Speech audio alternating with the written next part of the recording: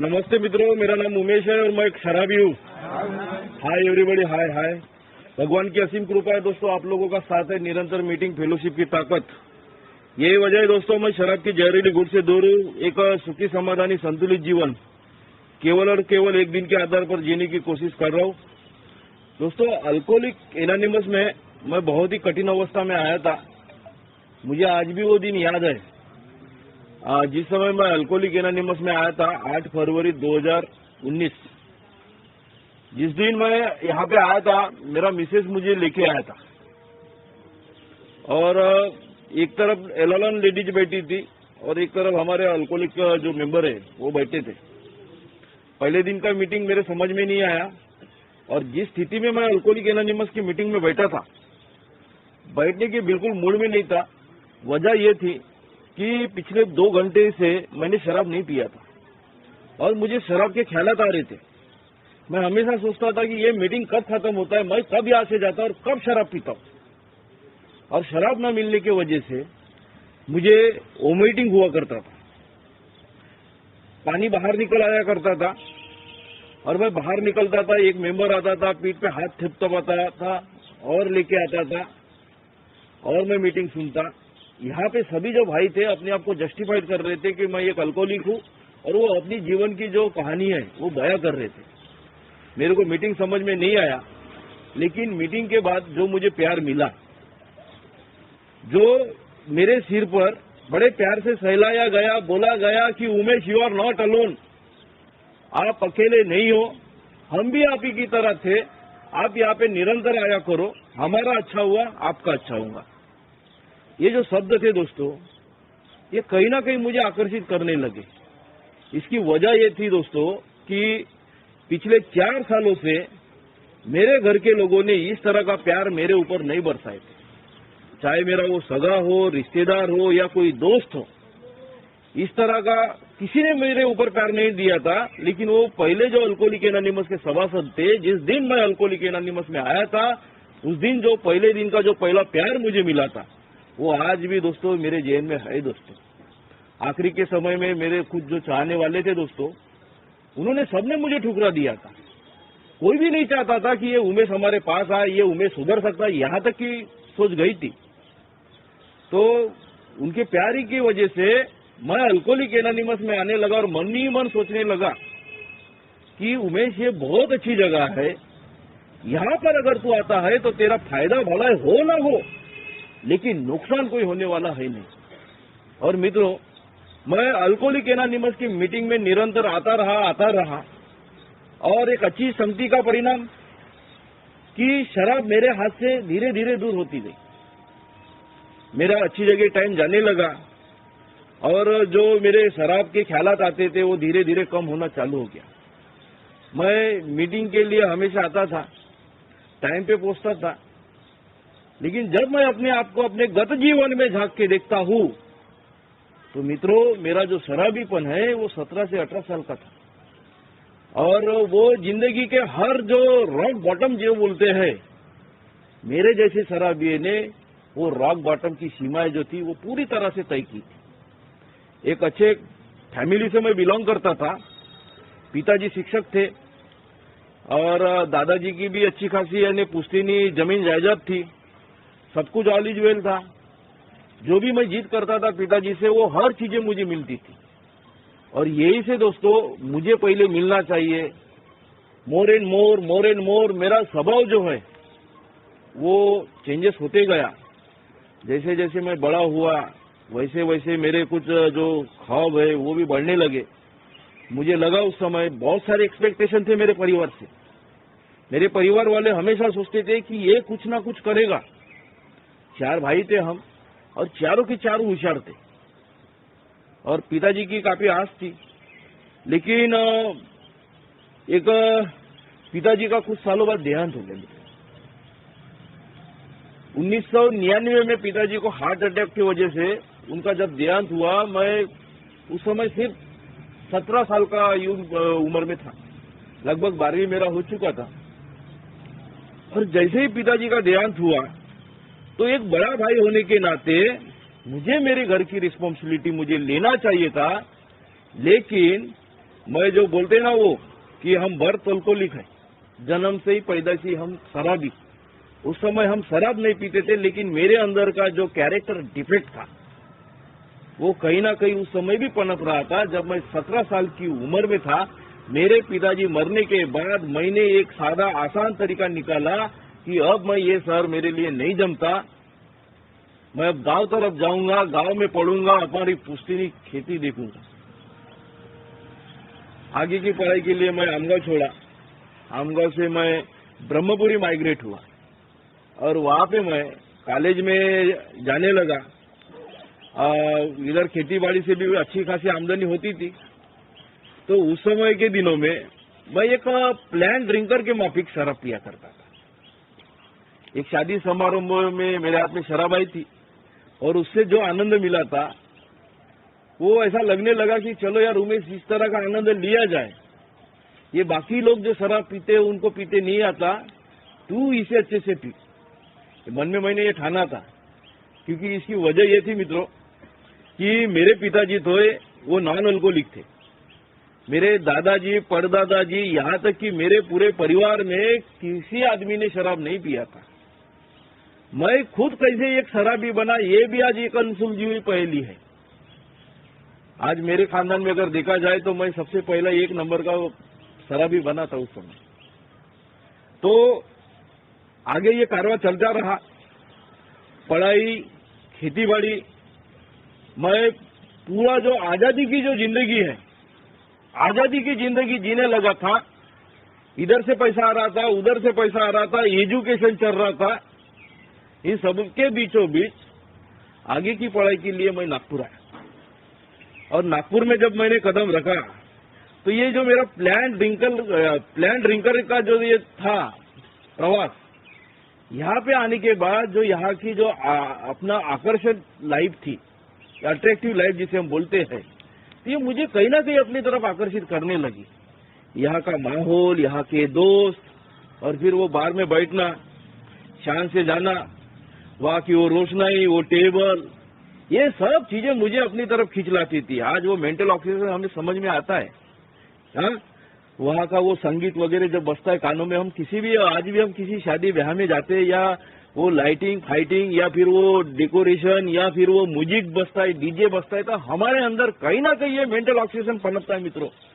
तो उस समय जब मैं 18-19 का था और वो जो मैंने लाइव देखा तो मुझे ये बहुत अच्छा लगा। मैं इस तरह का लाइव जो है वो फिल्मों में ये नजारा देखा करता था।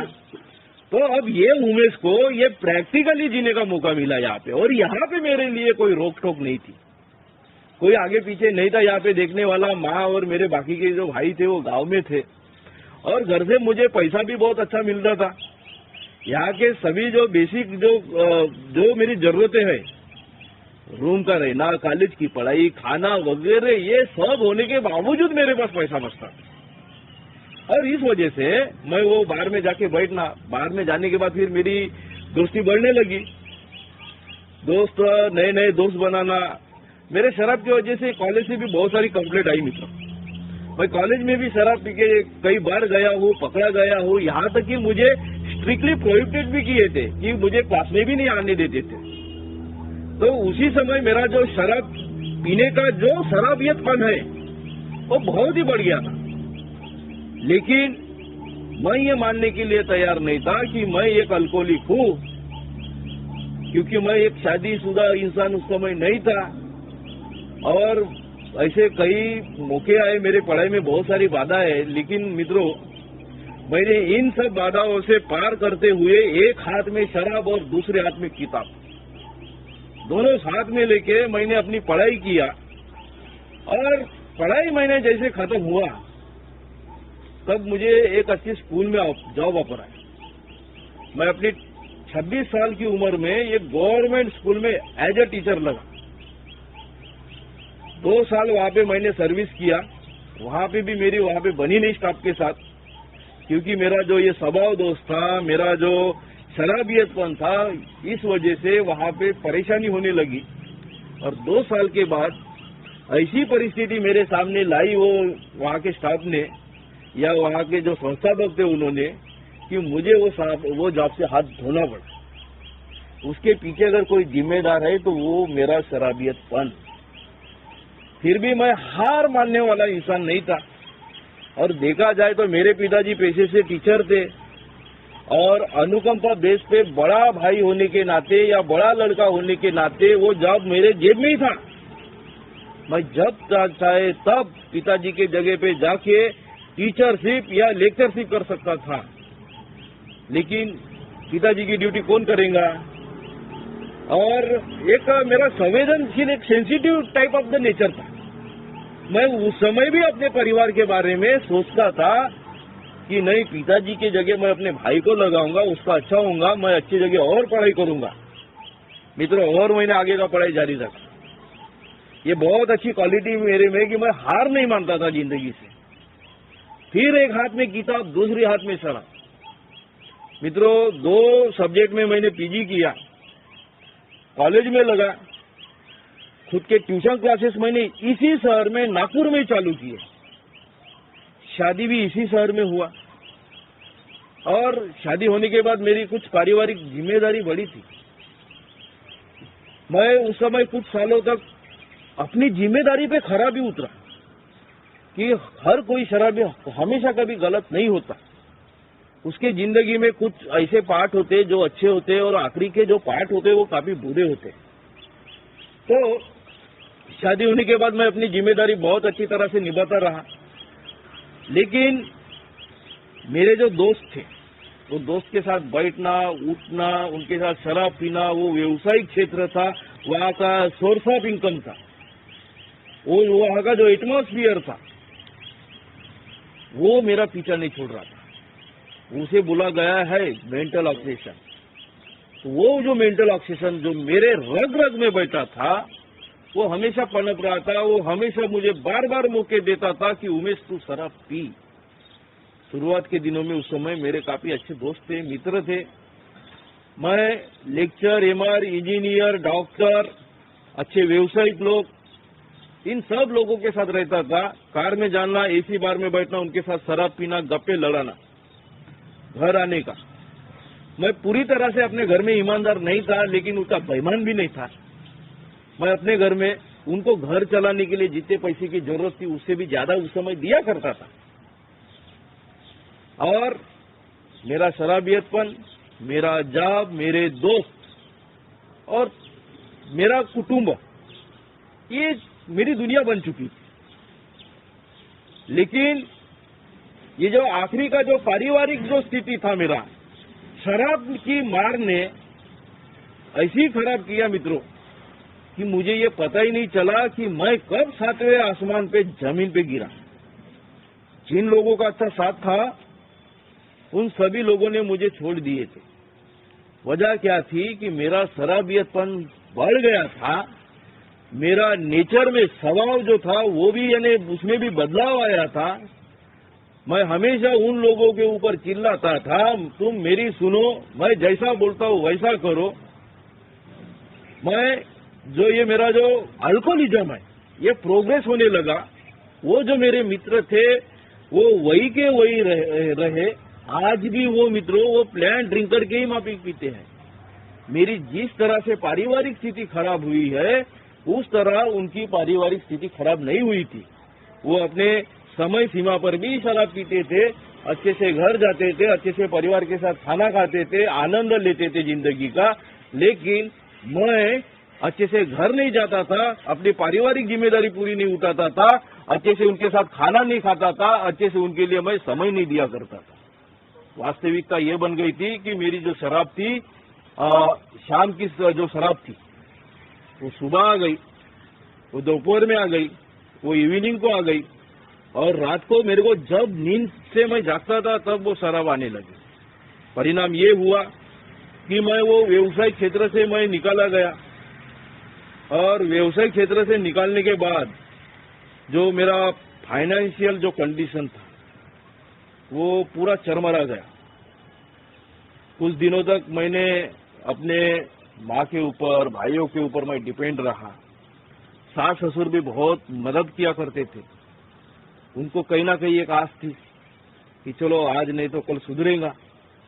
इसलिए वो मदद किया करते थे, प्यार से समझाते थे।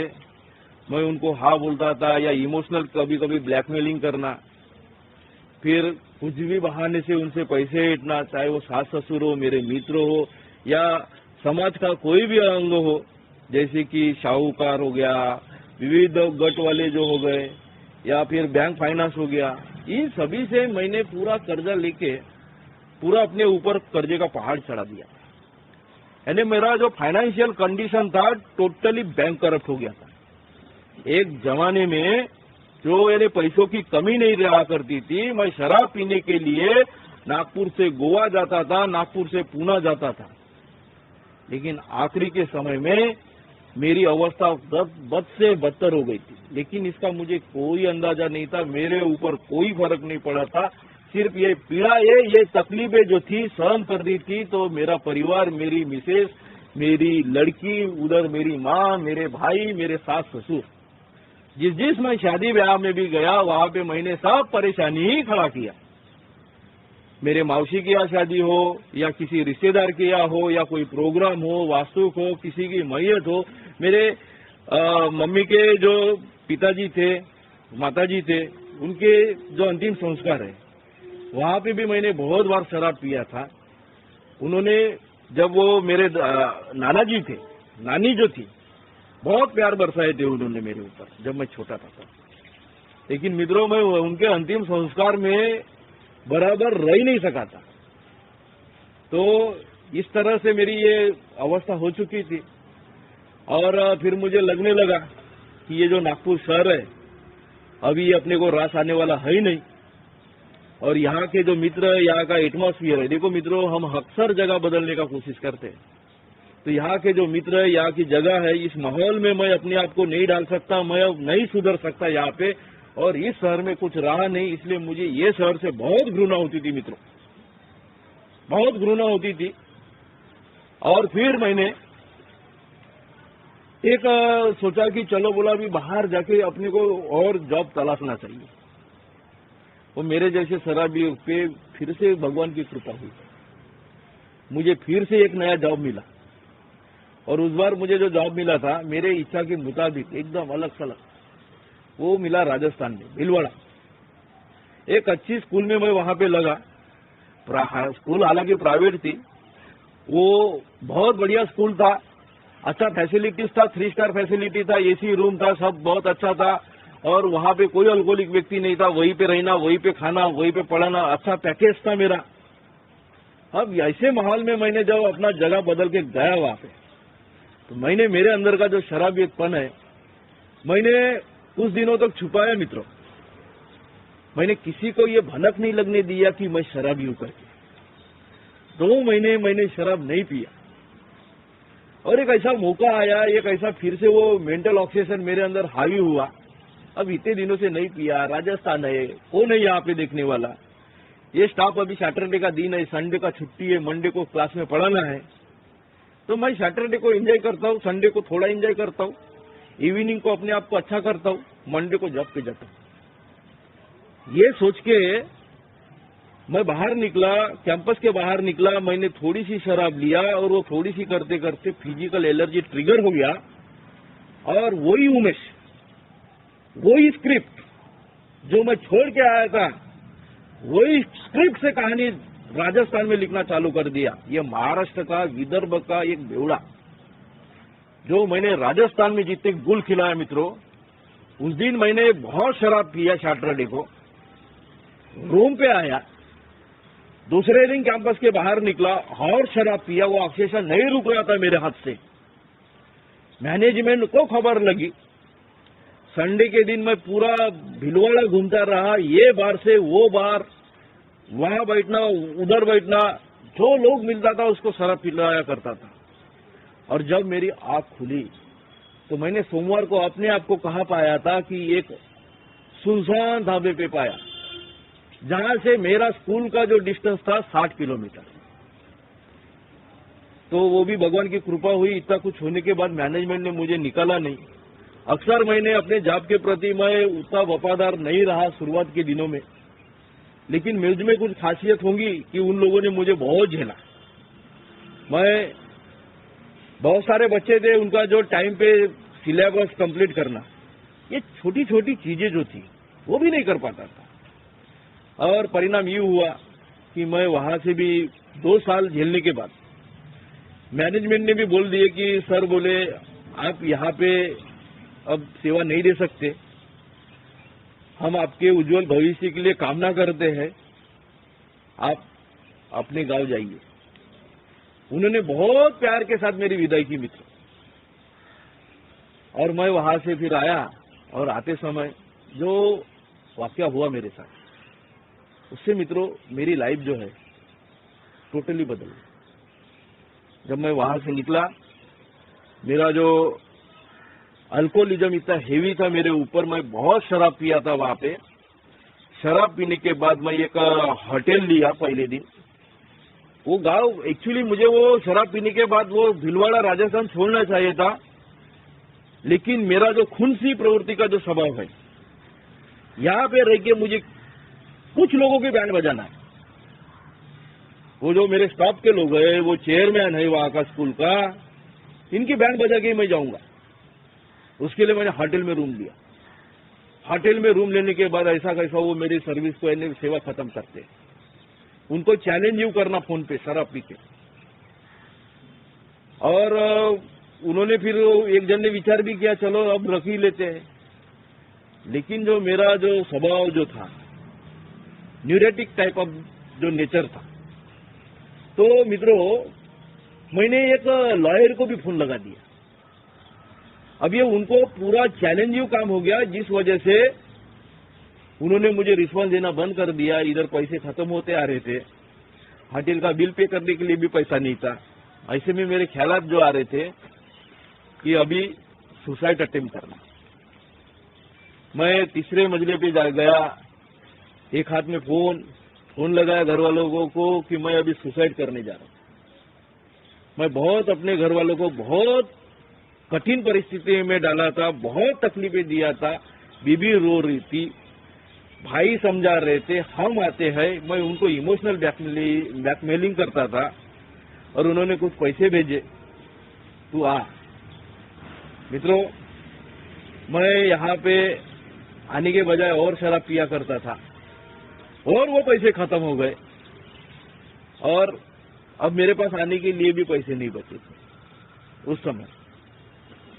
अब बीबी ससुराल वालों से एक इंस्टॉलमेंट लेके हो चुका था राजस्थान में रह के, अब दूसरा इंस्टॉलमेंट की बारी मेरी माँ की थी। जो पारिवारिक स्थिति बता रहा हूं मैं अपनी, मेरे शराब पीने के पहले की, बाद वाली भी बताऊंगा आपको। तो मित्रों माँ को फोन लगाया, माँ को बोला मुझे 5,000 रुपए चाहिए, मैं एक प्रॉब्लम में हूं, मुझे आना है वापस। माँ बोली तेरा हमेशा का नाटक रहता है, बोले तेरे को कोई पैसा वैसा कुछ मिलेगा नहीं, और वैसे भी बोले घर में कोई है ही नहीं, बोले कि बैंक में जाएगा और तेरे अकाउंट में पैसा डालेगा, तू जैसा है वैसे कंडीशन में आजा, बोले इधर आने के बाद देख लेंगे क्या है। तो अब एक्चुअली मेरे को सिर्फ आने के लिए ही पैसा नहीं चाहिए था। मेरा प्राइमरी पर्पज उस समय क्या था, पैसा लेने का मां से, कि पहले पैसा भेजेंगी मां और मैं शराब पीऊंगा। और मित्रों मां पैसे भेजी ही नहीं रही थी। ये मेरा ऑब्सेशन जो है, मानसिक आकर्षण बहुत बढ़ता गया शराब। और देखो दोस्तों मित्रों, मेरी सोच किस कदर हावी हो गई शराब पे, कि एक ऐसा ट्रांसपोर्ट था बाजू में, जहां भी ट्रक की आवाजाही चल रही थी। वहां पे कुछ लोग जो थे वो बोझा दुआर रहे थे, यानी जिसे हम कुली या हमाल बोलते हैं।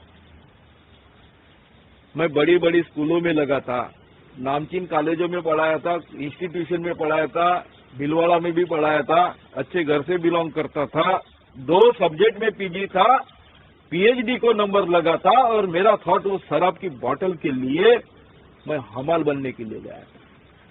बैग ऐसे ही रखा मैंने जमीन पर, और सोचा अरे यार उमेश, यहाँ कौन पहचानता है तुझे, ये तो राजस्थान है, लग जा यहीं पे, कहीं हो जाए जुगाड़।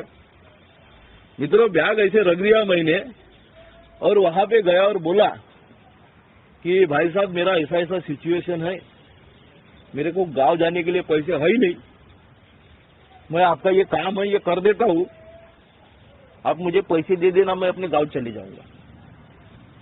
वो भी बोलता है ठीक है भैया, लग जाओ आप। देखो मित्रों, उस समय भी भगवान मेरा साथ दे रहा था कि मैं वो काम करूंगा। उतने में ही मोबाइल पे एक मैसेज आया, 5,000 rupees is credited on your account. अरे वैसे ही मैंने मोबाइल देखा, अरे माँ का प्यार उमड़ा है यार, माँ ने 5,000 भेज दिया। उठाया मैंने अपनी बैग, वो बोलता है भाई साहब कहाँ जा रहे हो? भैया मैं थोड़ी देर में आता हूँ। वहां से निकला मित्रों, शराब पिया, नागपुर आया। नागपुर आने के बाद मित्रों, जो मेरे कपड़े थे, कुछ पैसे बचे थे, 2 मोबाइल थे, वो सब एक चोर ने लेके गया। आपको बताना चाहूंगा कि ये संतरा मार्केट जो है, ट्रैवल से उतरने के बाद वहां पे मैंने और एक बार शराब पिया, और वहां पे मैं वो भट्टी के सामने कब सो गया मुझे पता ही नहीं चला।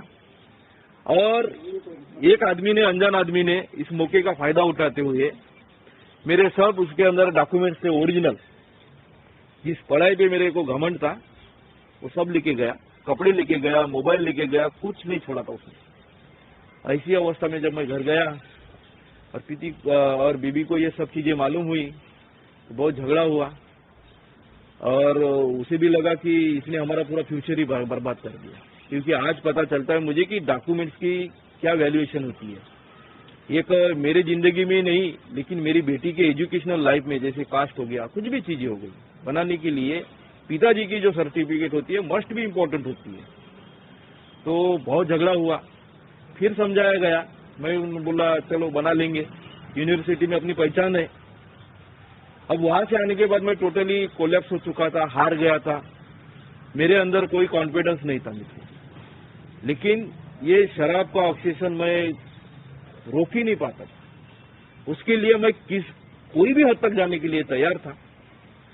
झूठ बोलना, कर्ज लेना, फिर से चला। और जहां पे मेरी पैसे की प्रॉब्लम सॉल्व नहीं होती थी, पैसा नहीं मिलता था, शराब नहीं मिलती थी, तो मेरे थॉट्स ऐसे गए थे कि अब कहीं ना कहीं जॉब किया जाए। अच्छी इंस्टीट्यूशन में मुझे जॉब नहीं मिल रहा था। तो मित्रों, मैं बताना चाहूंगा कि नागपुर में ये मेट्रो का काम चल रहा था उस समय।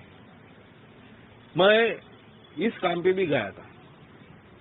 वहां पे मैं एज ए स्टोर कीपर लगा, 2 महीने काम किया, पैसे मिलते थे तो वहां से 85% जो पैसे थे, 85%, वो सब मैं शराब पे उड़ाया करता था। बाकी कुछ देना है तो वो भी पैसे देने के समय मैं अपने स्वार्थ के लिए दिया करता था कि आज ये सामान ला और उसमें नॉनवेज चाहिए मुझे, बस। शराब पीना, घर में वो तकरारें बढ़ने लगी, बीबी के साथ मारपीट होने लगी, बच्ची पे बुरा असर गिरने लगा। यानी पारिवारिक स्थिति जो है पूरी तरह से डगमगा गई थी। माँ का विश्वास खो चुका था, भाइयों का विश्वास खो चुका था, सास ससुर जो थे वो भरोसा नहीं करते थे, उनके साथ वे हमेशा झगड़े हुआ करते थे। कई बार मैं उनके घर से निकाला गया, उन्होंने यहाँ तक कि मुझे बोले थे कि आज जाओ ही तुम हमारे घर में नहीं आना इसके बाद, यहाँ तक बोले थे। और आखिरी की अवस्था इतनी खराब थी कि घर मालिक का किराया नहीं देना, दूध वाले के पैसे नहीं, स्कूल वाले के पैसे नहीं, और बीबी जो थी असह्य हो गई थी। उसके बाप ने भी उसको सलाह दे दिया कि इसको तो छोड़ दे, अभी ये सुधरने से रहा नहीं, ये मरेगा, जितना जल्दी मरेगा उतना अच्छा होगा। तो मित्रों, बीबी ने फिर मुझे घर से ही निकाल दिया जहां मैं रहता था।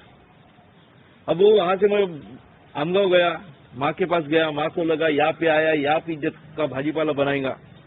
उन्होंने, मित्रों बताता हूं मैं, कि मुझे एक लॉरी में, लॉरी यानी वो छोटा हाथी बोलते शायद, छोटा हाथी में मेरे को सामान पैक करके दिए, और वहां पे पलंग, गैस सिगड़ी, सिलेंडर, बर्तन, चद्दर, बिस्तर, मेरे कुछ कपड़े। एक भाई ने मुझे छोड़ के दिया ब्रह्मपुरी, वहां पे उन्होंने मेरे लिए एक रूम करके दिए किराए का, और माँ ने बोली कि मैं तेरे साथ वहां रहने आऊंगी, तू जा। मेरा भाई वो छोटा हाथी में सामने बैठा और मुझे क्या बोलता है, ये बोलता है तू पीछे बैठ। देखो मित्रों, मैं वो आमगांव में भी 2 साल मैंने टीचरशिप किया, हर वहां के बहुत सारे लोग मुझे जानते थे, और मैं जैसा आदमी वो छोटे हाथी में वो सामान के साथ पीछे बैठते हुए अपना घर छोड़ रहा था, मैं अपनी माँ को छोड़ रहा था, अपने भाइयों को छोड़ रहा था। उस समय नीचे मुंडी डाल के मैं वहां से निकला था। मेरे आंखों में आंसू थे मित्र कि मैं अपने परिवार के लिए मैंने इतना कुछ किया, इतना कुछ मैंने बलिदान दिया। मैं ये सोचता था मैंने अपनी ड्यूटी भाई को दिया, इनको संवारने के लिए लगा। हाँ, जब मैं अच्छे अपने कैरियर के उपान पे था तो इनको पैसे दिया करता था, और आज ये लोग इस तरह का मेरे साथ बर्ताव कर रहे हैं। तो मुझे बहुत यानी इनके खिलाफ नफरत, रिजाइमेंट, गुस्सा, घृणा बहुत बढ़ गई। ब्रह्मपुरी आया मैं तो ये जो मेरा जो पारिवारिक जो भी सभी लोग थे, बहुत सारी घृणाएं थी। उनका चेहरा भी याद आते हुए मैं अपने भाइयों को गाली देता था, माँ को भी बहुत बुरा भला कोसता था, और बीबी को तो और ससुर को तो बताओ ही मत। बहुत गंदी गंदी गाली, अकेले पद में मैं गाली देता था घर के अंदर। जब मैं शराब पीता था तो मेरे मुंह से गाली निकलती थी, ऐसी गाली निकलती थी कि वो सब लोग मेरे सामने थे। मुझे ये सब दिखता था और मैं उनको गाली गलौज करता था, ग्लास फेंक देना। ये पागलपंती मेरे अंदर आई थी मित्र। पूरा टोटली मैं अकेला पड़ गया था घर में। जो मेरे जिंदगी में लॉनलीनेस का जो पार्ट था, 1-1.5 साल रहा था मित्र। कोई नहीं पूछता था, त्योहार रहता था, कुछ कार्यक्रम रहते थे परिवार में, मुझे बेदखल किया गया था, कोई मुझे बुलाते नहीं थे। मेरा रिजाइमेंट हमेशा बढ़ता था। दिवाली का टाइम था मित्रों, दिवाली में ऐसा लगा कि मुझे बुलाएंगे, अरे कम से कम बीबी तो बुलाएंगे, कम से कम माँ तो बुलाएंगी, कम से कम भाई तो बुलाएंगे, कम से कम मौसा मौसी तो बुलाएंगे। लेकिन वो दिवाली के दिन भी मैं अकेला पड़ गया था। सिर्फ उन्होंने पैसे भेजे थे मेरे लिए, दिवाली तुझे कैसे करना है यूके तू सेलिब्रेट कर अपने हिसाब से। उस समय मेरे थॉट्स ये बने थे कि मैं आज इतनी शराब पीऊंगा कि इन सबकी दिवाली खराब कर दूंगा। और मित्रों, मैंने उस दिन बहुत शराब पी। 2000 रुपए की थैले में भर के मैंने शराब लेके गया था देसी की, और सवेरे से गटा-गट पीना चालू किया था। इतना पिया मैं कब यानी ऐसा अनकॉन्शियस हो गया था मुझे पता नहीं चला। आधा शरीर मेरा दरवाजे के बाहर, आधा शरीर वो दरवाजे के अंदर। इस अवस्था में पहले रूम में ऐसा सोया था, लेकिन भगवान की कृपा हुई, जिंदा बचाया उसने मेरे को। ये सब पीड़ाएं, ये सब मैंने तकलीफें मैंने सहन किया था। सब मेरा शारीरिक अवस्था काफी खराब हो गई थी उस समय मित्रों। हाथ पैर बारीक हो गए थे, ये आंखें अंदर गई थी, चेहरे पे सूजन, ये बाल वगैरह सब ये पूरे खराब। 5-6 दिनों से तक नहाने का नहीं, मुंह साफ नहीं करने का, ये शारीरिक अवस्था, इधर उधर दुखना, पानी निकलना चालू हो गया था। वो मेरे जो सामाजिक स्तर के जो लोग थे अच्छे, एक जमाने में मैं अच्छे लोगों के साथ शराब पिया करता था। आखिरी के समय में मेरे पास कोई अच्छा लोग नहीं बचा था। ऑटो वाले, रिक्शे वाले, मवाली, बदमाश, गुंड टाइप के, सटोरी फटोरी सब, इन सब लोगों को घर में लाना, उनके साथ शराब पीना, उनसे अपने काम करवाना, उनसे अपनी सेवा करवाना। आज मैं शुक्रगुजार हूं उन लोगों का भी कि उन्होंने उस अवस्था में भी मेरा ख्याल रखे थे। ये मेरा जो सामाजिक ये स्थिति इस तरह से हुई थी, तो समाज ने मेरा बॉयकॉट कर दिया था। एक जमाने में सर बोलते थे, आखिर के जमाने में बेवड़ा, बदमाश, नालायक, बेशरम, ये सिंबल, ये टैग मेरे पीछे लग गया था। और चारों तरफ से बर्बादी करके अपने जीवन की मैं अल्कोहलिक एनोनिमस में आया। और यहाँ पे मेरे आने की वजह और यहाँ पे मेरे शराब पीने का कारण और यहाँ पर आने के बाद मेरी सुधरने की जो उम्मीद मुझे दिखाई दी मित्रों। मैं यहाँ पर आता गया। शुरुआत के समय में मित्रों मैं बताना चाहूंगा कि मैं अकेला था। मेरी जो लड़ाई थी वो खुद के साथ थी, खुद के साथ। शराब को मुझे रोकना था। वो जो पहला गुड जो बोला था, फर्स्ट डज डैमेज, वो फर्स्ट डज डैमेज की मुझे अपने आप को रोकना था। और उसके लिए मित्रों मैं ही पेशेंट था, मैं ही डॉक्टर था। और घर में भी रहना, साफ सफाई करना, अपना घर, अपने आप को मेंटेन करना। शुरुआत में काफी पीड़ाई हुई मुझे। खाना बनाना, वो हॉल का प्रोग्राम लेना, फेलोशिप में रहना, ये सब चीजें मैं करता आ रहा था। मेरे अक्सर सभी साथी कहते थे, नो पेन नो गेन, कष्टाशिवाय फळ नाही। तू खूप एज केलास, तूने बहुत एंजॉय किया है, अब तुझे काम करना है। अपने आप को यहाँ पे अल्कोहलिक एनोनिमस में तुझे पीसना पड़ेगा, यहाँ पे निरंतर आना पड़ेगा। मेरी बहुत सारी समस्या थी मित्रों, मैं सीनियर जो थे उनके पास जाता था। अरे मैं यहाँ पे आया, तुमने बोला कि यहाँ पे आने के बाद हमारा अच्छा हुआ होगा, तुम्हारा भी अच्छा होगा। अरे 6 महीना हो गया, मेरा अच्छा अभी तक नहीं हुआ, बीबी नहीं आया। आर्थिक अवस्था आज भी पहले जैसी नहीं है। अरे बोले यहाँ पे बना रहे, सब अच्छा होगा। मित्रों मैं बना रहा, क्योंकि मरता क्या नहीं करता, कोई ऑप्शन नहीं था मेरी जिंदगी में। मुझे मानना ही था, पहला कदम तो मैंने एक्सेप्ट कर ही लिया था। वहां पे आया था, 6 महीने से सोबर था, वो मानना ही पड़ा था। लेकिन मरता क्या नहीं करता, हायर पावर की जो संकल्पना थी, ये मेरे को फेलोशिप में ही दिख रहा था। और जो मुझे तीसरा जो कदम जो दिया था, अपनी इच्छा जीवन वो परमेश्वर वो मालिक के हवाले करना, मैंने जब जब अपनी इच्छा, जब जब अपनी आकांक्षाएं दूसरे के ऊपर थोपने की कोशिश किया, तब तब मेरी बर्बादी लिखी गई, मेरी स्क्रिप्ट बद से बदतर होती गई। तो सभी ने ऐसा मुझे बताया, मैं उसी पे चलता रहा। और मित्रों परिणाम ये हुआ, अल्कोहलिक एनोनिमस में आने के बाद की जो मेरी पारिवारिक अवस्था थी, मेरी फाइनेंशियल अवस्था थी, मेरी शारीरिक अवस्था थी, मेरी सामाजिक अवस्था थी, इन सब अवस्था में सुधार होते गया। सबसे पहले मेरा शारीरिक अवस्था में सुधार हुआ। यहाँ पे आने के बाद मैं अच्छा दिखने लगा, मेरे रहन सहन में बदलाव हुआ, कपड़े में बदलाव हुआ, मेरे खान पान में ये हुआ, मेरी बोली भाषा में बदलाव हुआ। रही बात फिर फाइनेंशियली की, तो खेती बाड़ी पे मैं सबसे पहले तो खेती बाड़ी पे डिपेंड था। एक जमाना था कि मैंने अपने दादा के सब पेड़ बेच के खाया था मित्रों। जो धान, जो चावल, जो रेट में बेचना है वो रेट में बेचो और शराब पियो। लेकिन ये इन चीजों का महत्व मुझे अल्कोहलिक एनोनिमस में आने के बाद धीरे धीरे पता चला कि मेरे जो दादा परदादा जो है, जिन्होंने जो धरोहर मुझे दिए है, वो बचा के रखना, ये मुझे अल्कोहलिक एनोनिमस ने सिखाया मित्र। क्योंकि अल्कोहलिक एनोनिमस ने भी मेरे सामने आप लोगों के उपस्थिति में, आप लोगों के मार्गदर्शन में मुझे धरोहर मिली थी। तो मेरा नजरिया जो था, मेरे परिवार की तरफ देखने का धीरे धीरे बदलता रहा। मेरे बड़े पिताजी के बारे में बहुत मुझे घृणा हुआ करती थी, बहुत गुस्सा आता था कि उन्होंने मेरे पिताजी के साथ दगाबाजी किया। उसने हमारे 2 प्लॉट हड़पे, जमीन भी साला ज्यादा ले लिया, बहुत घृणा थी। लेकिन मुझे अल्कोहलिक एनोनिमस ने बताया कि अब तुझे ये जो रिटायरमेंट का पार्ट है ये त्यागना पड़ेगा, चौथे कदम पे तुझे काम करना पड़ेगा। तो जब मैंने चौथे कदम पे काम करना चालू किया, तो एक साथ नहीं, लेकिन धीरे धीरे मेरे अंदर कुछ परिणाम हुआ मित्रों। जो मेरा बेसिक इंस्टेंट स्वभाव जो था, चिड़चिड़ापन, असंतुष्टपना, बेचैनी, यह अल्कोहलिक एनोनिमस में आने के बाद कम होने लगा। और यहाँ पे कम होने के बाद मेरे रिश्तेदारों के साथ मेरे संबंध फिर से अच्छे होने लगे। मामा के साथ रिलेशन अच्छे हुए, मामा मुझे बुलाने लगे, उनकी जो भी समस्याएं थी मेरे साथ शेयर करने लगे। मौसी जिनकी शादी में मैंने बहुत सारी परेशानी खड़ी कर दिया था, वहां का जो पूरा गार्डन मैंने पूरा ऐसा फेंक दिया था, 60-70 हजार का नुकसान कर दिया था मैंने शादी में। तो उन लोगों के साथ मेरे संबंध जो थे अल्कोहलिक एनोनिमस में आने के बाद वो वापस मुझे अच्छे बहाल हुए। जो मेरी बीबी मेरे अल्कोहलिक एनोनिमस में आने के बाद 6 या 7 महीने के बाद, वो नागपुर में रहती थी। नागपुर से वो ब्रह्मपुरी माइग्रेट हुई।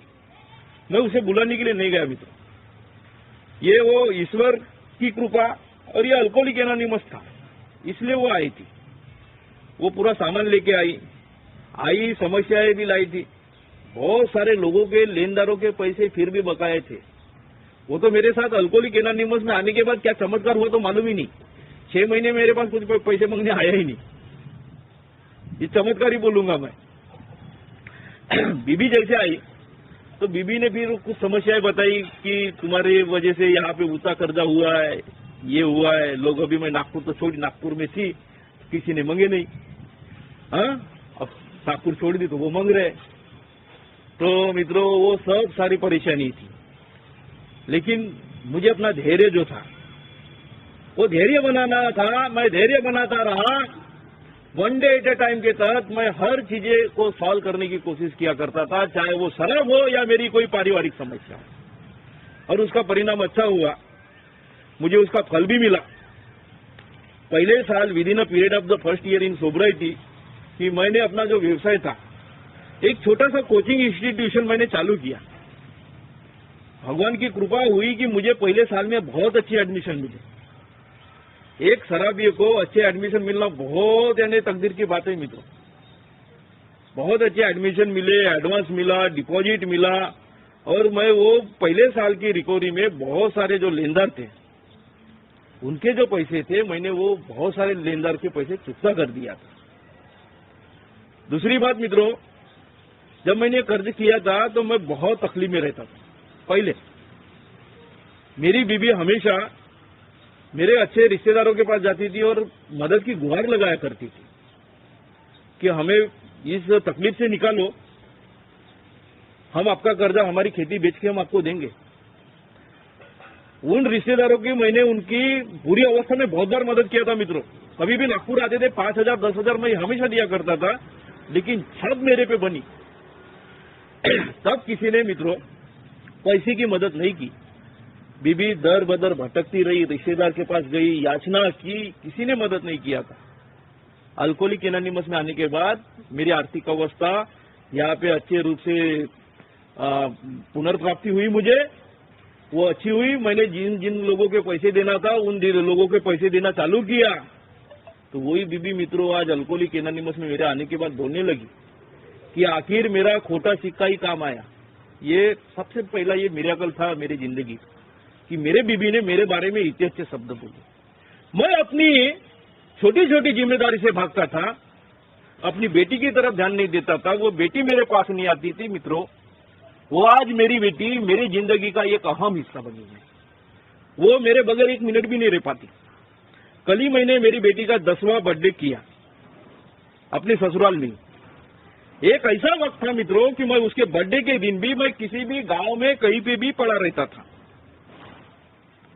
और कल का जो वाक्य था बहुत ही अच्छा था। मैंने पूरा टाइम जो था अपने परिवार को दिया। उसको जो जो चीजें लगी कल वो उसके लिए वो लाया।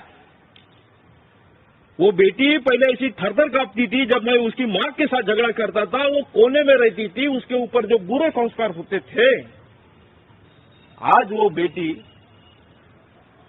पप्पा इज नंबर 1 बोलती है। सवेरे जब उठता हूं तो मेरे गालों को ऐसे पकड़ती है और बोलती है कि मेरे डोरीमन पप्पू। तो ये जो फैमिली आफ्टर वर्ड है, यानी अल्कोहलिक एनोनिमस में आने के बाद की जो पारिवारिक स्थिति है आज जो बदली है, ये सिर्फ ये प्रोग्राम की देने में थी। वो छोटी सी बच्ची में एक अमूलाग्र बदल हुआ। मेरी मां जिसने मुझे मित्रों छोटा हाथी में डाल के मैं शर्म के मारे नीचे मुंडी डाल के वो शहर छोड़ के आया था, तो मैं बहुत रिजाइमेंट करता था मेरी मां के बारे में। लेकिन अल्कोहलिक एनोनिमस में आने के बाद मैंने बोला कि मेरे मां ने एकदम सबसे सही कदम लिया था कि अगर उसने मेरे साथ ये बर्ताव नहीं किया होता, अगर उसने मुझे वो छोटा हाथी में डाल के सामान के साथ अगर बरमपुरी में नहीं फेंकवा दिया होता, तो आज ये उमेश सभी के सामने खड़ा नहीं होता। तो मित्रों वो माँ का भी वो जो था उस समय मुझे बुरा लगता था। मैं बहुत गाली गलौज करता था, मैं अपने भाइयों को गाली गलौज करता था, लेकिन ये उसकी जो पहल थी वो सही थी मित्रों। उस वजह से मैं बरमपुरी आया। बरमपुरी आने के बाद वो ईश्वर का मुझे साथ मिला। मेरे पास लोग आए आप जैसे। मैं अल्कोहलिक एनोनिमस में आया, मेरा लाइफ बन गया मित्रों। मेरे सास ससुर के साथ मेरे संबंध कुछ ज्यादा अच्छे नहीं थे, बहुत खराब थे। बिफोर अल्कोहलिक एनोनिमस में आने के पहले मेरा ससुर हमेशा बोलता था ये बहुत निकम्मा, चोर, बदमाश है, तू इसे छोड़ दे। हमेशा मेरी बीबी को सलाह देता था, राय देता था कि बेटी तू इसको छोड़ दे, हम तेरी शादी दूसरी अच्छी जगह कर देंगे। वो हमेशा उसका प्रेशराइज करना, बार बार फोन करना कि तू आ मेरी लड़की को तलाक दे, नहीं तो हम तेरे गांव में आते वो कोर्ट में हम तलाक देंगे। मैं फोन ही बंद करके रख देता था। बीबी को भी बहुत बार उसने बोला है तलाक के बारे में, लेकिन वो बीबी उसकी तपस्या मित्रों रंग लाई। उसने मेरा साथ नहीं छोड़ा। सिर्फ हम मित्रों शरीर से दूर थे, लेकिन मित्रों मन में उसके भी कहीं ना कहीं एक आस थी। हम जैसे शराबी के लिए बीबी भी बहुत तकदीर वाली हम लोगों को मिली है। मैं उसके पास नहीं था, लेकिन मित्रों उसने मुझे छोड़ी नहीं। अगर उसने मुझे छोड़ी होती या मैं शराब के वजह से विभिन्न बीमारी से ग्रसित होके अकाली मृत्यु जो बोलते हैं या पागलपन की अवस्था में गया होता, तो परिणाम स्वरूप मेरे बीबी को शादी करनी ही पड़ती मित्रों। और उसने जब शादी की रहती तो उसको हस्बैंड मिला होता, लेकिन मेरी बेटी को कभी पापा नहीं मिला होता। तो मित्रों ये मेरी जिंदगी जो थी ये अल्कोहलिक एनोनिमस ने बचाई। यहाँ पे आने के बाद जो मेरी पारिवारिक स्थिति में जो बदलाव हुआ, सास ससुर को भी कुछ दिनों के बाद भरोसा आने लगा कि नहीं, मैंने जिसको नकारा बोला था, चोर बदमाश बोला था, कुछ ना कुछ इसमें खास बात है। लेकिन मित्रों भरोसा फिर भी एक अल्कोहलिक व्यक्ति पे नहीं किया जा सकता। इतने से कुछ होने वाला नहीं था। वो सिर्फ दिखावा हो रहा था, वो अच्छा बोल रहा था, मैं ठीक-ठाक रहता था। हमारा जो कम्युनिकेशन जो एक सास ससुर और जवाई में होना चाहिए उस तरह का नहीं होता था। कई ऐसे मौके हैं कि मेरा उसके बारे में भी बहुत रिजाइमेंट बढ़ता था। वो मेरे रिजाइमेंट के आई थिंक वो तीसरे या चौथे पायदान पे होगा।